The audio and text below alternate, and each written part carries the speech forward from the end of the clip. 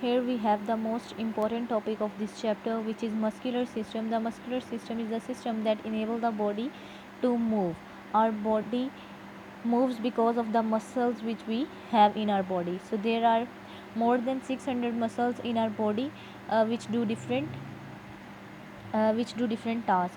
So muscles are basically very elastic, that mean they can expand and contract according to the requirement of body. There are basically two types of muscles, the voluntary muscles and the involuntary muscles. So voluntary muscles are the muscles which you can control.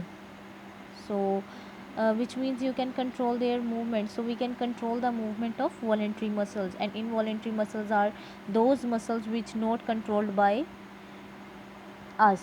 We cannot control the movement of involuntary muscles. So there are three main types of muscles in human body: the skeletal muscle, smooth muscle, and cardiac muscles. So the smooth muscle and cardiac muscles are example of involuntary muscles. Meanwhile the skeletal muscle is the example of voluntary muscles, and the smooth muscle and cardiac muscle is the example of involuntary muscle. Skeletal muscle basically attached to your bones by fiber called tendons. They are voluntary muscles. So you use your skeletal muscles when you wave to someone, to kick a football or pick something. Skeletal muscle, as you know, is a example of voluntary muscles. Voluntary muscles are those muscles which you can control.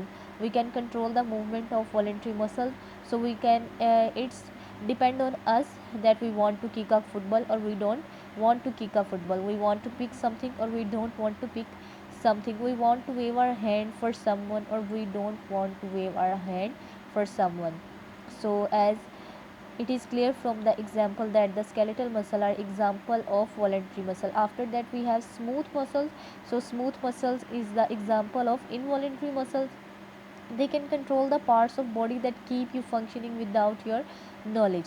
That means you respond unconsciously to the stimulus.